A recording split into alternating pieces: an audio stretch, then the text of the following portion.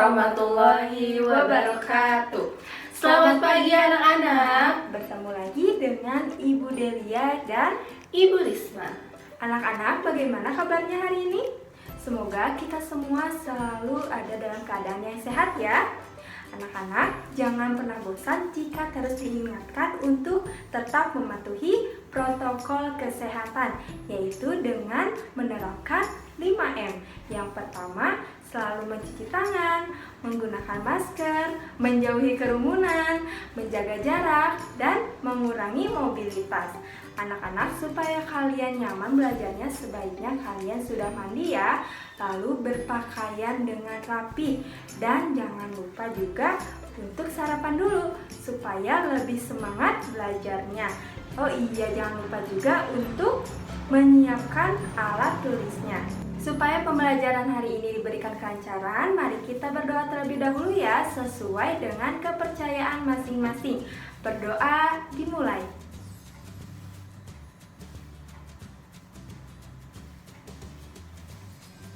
Berdoa dicukupkan.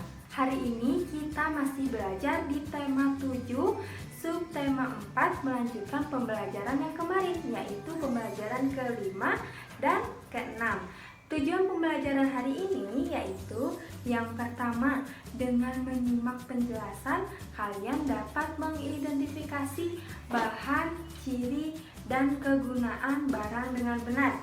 Yang kedua, setelah mengamati, kalian dapat mengidentifikasi kegiatan berkaitan dengan aturan tentang benda-benda yang ada di rumah dengan benar. Yang ketiga, dengan latihan soal, kalian dapat menyelesaikan masalah sehari-hari yang melibatkan hubungan penjumlahan dan pengurangan dengan benar. Anak-anak, pada pembelajaran sebelumnya kalian sudah belajar mengenai ciri-ciri benda, baik bentuknya, warnanya, ukurannya, dan permukaan pada benda.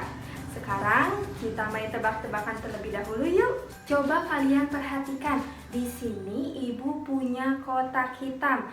Nah, di dalam kotak ini terdapat sebuah benda. Kalian bantu ibu yuk untuk menebak benda apa sih di dalam kotak hitam ini.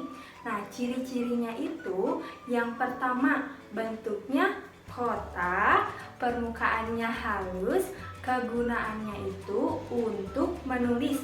Coba kira-kira menurut kalian benda apa ya? Ya, betul, buku tulis. Coba menurut kalian buku tulis ini terbuat dari bahan apa ya?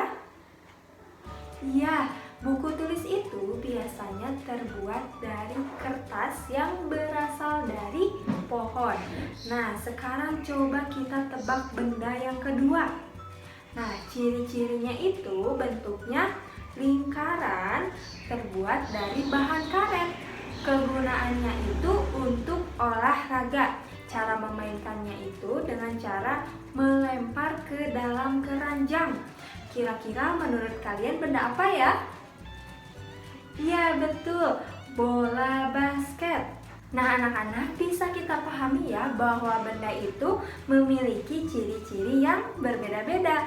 Nah, lalu ciri dan kegunaan pada benda itu berkaitan dengan bahan benda itu sendiri. Ada benda yang terbuat dari bahan karet, kaca, atau kertas. Ada juga benda yang terbuat dari bahan kayu, logam, kain, ataupun plastik. Nah, misalnya pada sepeda. Sepeda itu disusun dari bahan yang berbeda-beda dan memiliki kegunaannya masing-masing. Nah, bisa kalian amati, di sini ada stang sepeda. Stang sepeda itu biasanya terbuat dari logam karena kegunaannya itu sebagai penyeimbang. Nah, lalu jok sepedanya. Nah, biasanya jok sepeda itu terbuat dari bahan plastik karena kegunaannya itu supaya ketika kita mengendarai sepeda, kita bisa duduk dengan nyaman. Coba bayangkan apabila sepeda kita joknya itu terbuat dari besi. Apakah nyaman? Pasti sakit ya.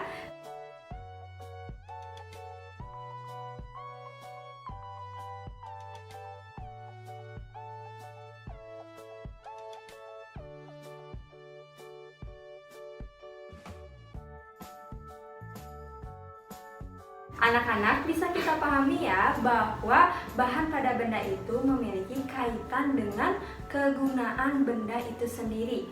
Coba kalau misalnya panci di rumah kalian terbuat dari bahan kertas, tidak terbuat dari bahan logam. Apa yang terjadi jika kita ingin menggunakannya? Tentunya sangat sulit ya ketika kita menggunakannya. Sekarang, supaya kalian lebih paham, coba kalian identifikasi bahan, ciri, dan kegunaan pada 10 benda yang ada di halaman 172 sampai 173 ya.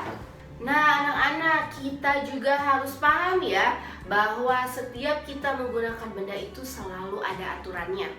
Kita harus menggunakan benda dengan sebaik-baiknya. Misalnya nih, kita menemukan benda-benda yang terbuat dari kaca. Karena kaca itu mudah pecah, jadi ketika kita menggunakan benda yang terbuat dari kaca, kita itu harus berhati-hati. Supaya kalian lebih paham mengenai aturan dalam menggunakan benda dengan sebaik-baiknya, coba kalian buka buku temanya, halaman 178. Di sana terdapat gambar-gambar di tempat bermain. Tugas kalian, coba setiap gambarnya kalian berikan tanda checklist pada perbuatan yang benar dan beri tanda silang pada perbuatan yang salah. Kalian juga berikan alasan mengapa perbuatan itu dianggap benar dan perbuatan itu dianggap salah. Nah, anak-anak, sekarang coba perhatikan kembali. Di sini ibu memiliki benda yang terbuat dari kaca. Benda itu yaitu gelas.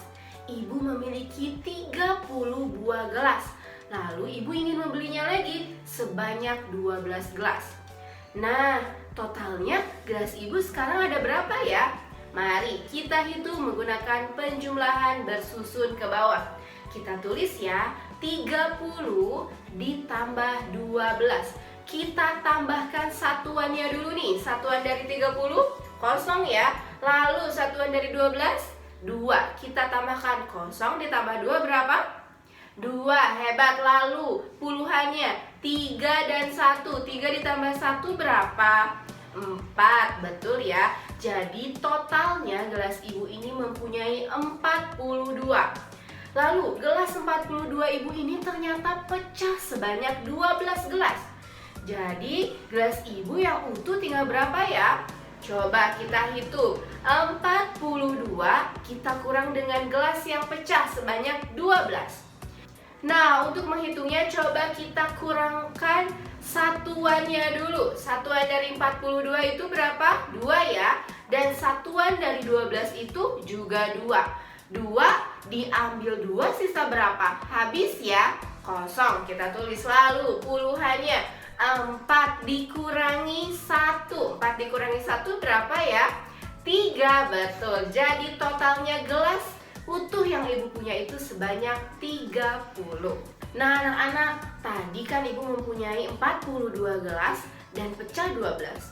Apabila pecahnya sebanyak 30, kira-kira gelas ibu yang masih utuh berapa ya? Kita hitung ya, 42 dikurangi dengan 30. Kita hitung yang satuannya terlebih dahulu. 2 dikurangi kosong berapa? 2 dikurang kosong tetap ya 2. Kita tulis ke bawah 2. Lalu puluhannya 4 ditutup 3. Dikurangi 3 sisa berapa? 1. Betul. Jadi apabila gelas ibu 42 dan pecah 30, maka sisanya adalah 12. Hebat. Nah, anak-anak, dari menghitung penjumlahan dan pengurangan tadi, kita bisa lihat ya, terdapat hubungan antara penjumlahan dan juga pengurangan. Supaya kalian lebih paham, coba kalian kerjakan halaman 175 sampai 177 ya. Anak-anak, alhamdulillah ya, materi kita hari ini telah selesai. Semoga apa yang Ibu Delia dan Ibu Risma sampaikan hari ini dapat bermanfaat dan bisa kalian terapkan dalam kehidupan sehari-hari. Tetap semangat dalam belajar ya. Jangan lupa ucapkan terima kasih kepada ayah atau bunda kalian yang sudah menemani kalian belajar pada hari ini. Tetap patuhi protokol kesehatan ya. Terima kasih telah mendengarkan video pembelajaran ini hingga akhir. Wassalamualaikum warahmatullahi wabarakatuh.